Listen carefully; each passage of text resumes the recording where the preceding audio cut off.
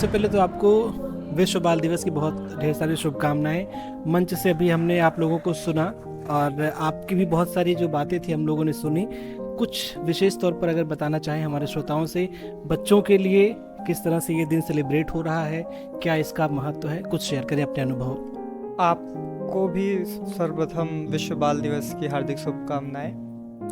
रही बात आज के दिन की विशेषता की, तो ये बहुत बड़ी बात है।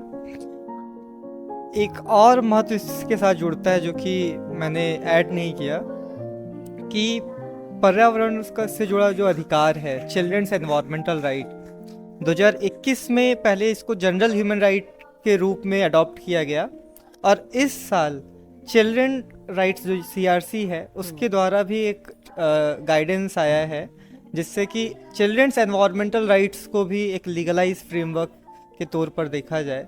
तो ये कुछ हासिल है इस साल का, और इसलिए भी आज का दिन महत्वपूर्ण है कि ये हम कलेक्टिव में सेलिब्रेट कर रहे हैं कि चिल्ड्रंस राइट में भी जो आज के समय में सबसे महत्वपूर्ण देखा जा रहा है, जिससे भविष्य निर्धारण है, एनवायरमेंट, पर्यावरण, उसको भी आज के समय में एक लीगल फ्रेमवर्क के तौर पर देखा जा रहा है।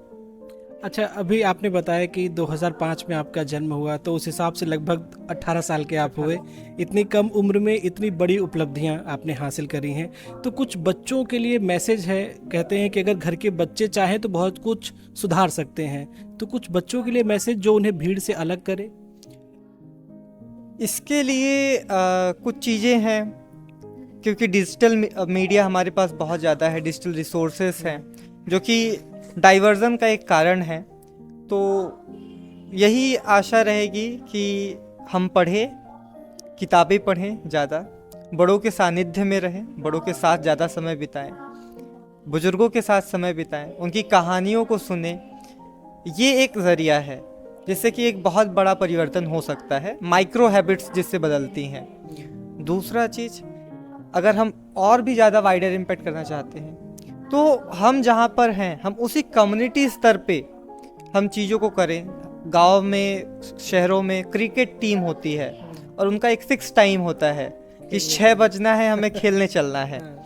तो वो टीम एक कलेक्टिव एक्शन अपने क्षेत्र में कर सकता है और फिर उसको मैग्नीफाई कर सकता है। ऐसे अनेक छोटे छोटे तरीके हैं जिससे कि वो भीड़ से भी अलग होंगे और आने वाले समय में खुद का जो उनका समाज होगा, जब वो बड़े होंगे, तो उसके लिए एक बहुत बड़ी भूमिका वो निभाएंगे।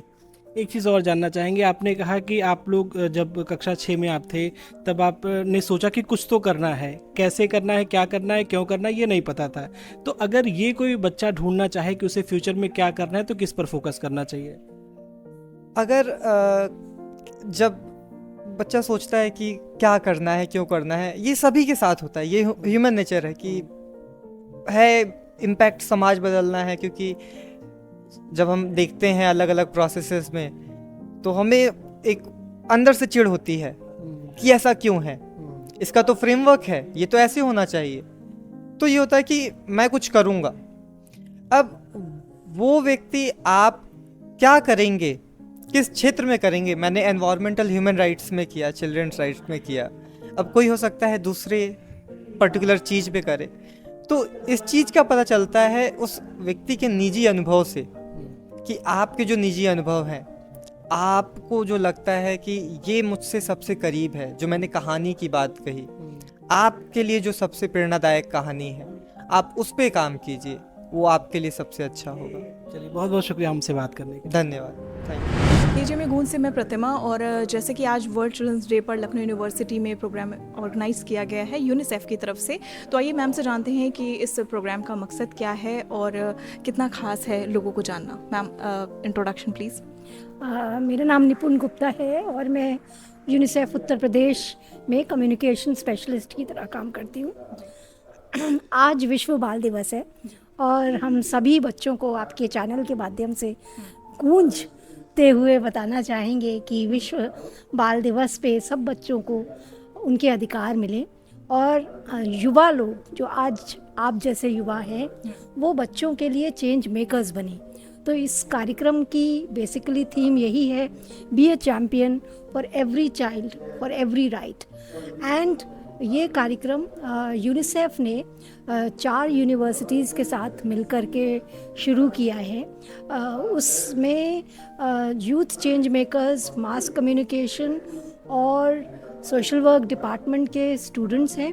और ये यूनिवर्सिटीज़ जो 4 यूनिवर्सिटीज़ मैंने बताया उसमें ऑफ कोर्स लखनऊ यूनिवर्सिटी है, भीमराव अंबेडकर यूनिवर्सिटी है, Shakuntala Devi Mishra national rehabilitation university और ख्वाजा मोइनुद्दीन चिश्ती लैंग्वेज यूनिवर्सिटी। तो इन चारों यूनिवर्सिटी के स्टूडेंट्स के साथ मिलकर यूनिसेफ ने एक इनिशिएटिव शुरू किया जिसको बच्चों ने ही नाम दिया चाबी यूथ एडवोकेसी नेटवर्क। तो चाबी का मतलब है children's hope for action and better impact.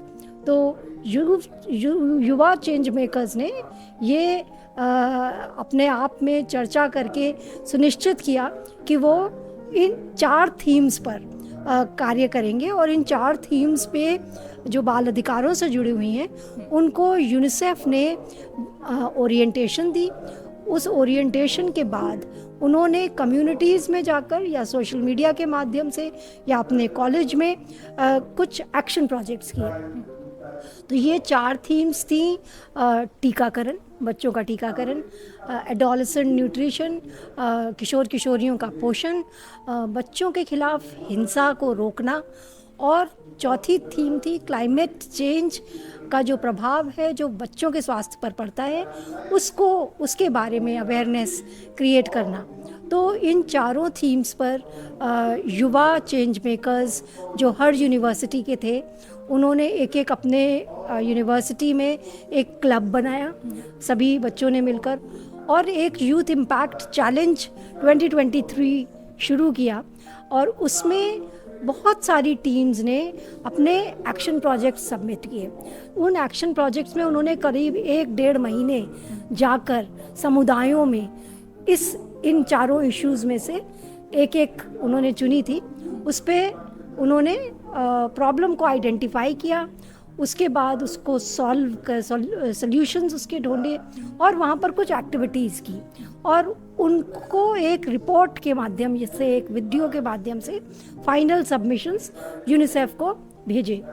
उन सबको यूनिसेफ के साथ जो एक्सपर्ट्स जुड़े थे उन्होंने उनको रिव्यू किया और आज के समारोह में, जो कि वर्ल्ड चिल्ड्रंस डे का समारोह है और उसमें ये youth change makers for children, इनको आज हमने सम्मानित किया क्योंकि ये वाकई में सही मायने में चैम्पियंस बने हैं बच्चों के अधिकारों के लिए।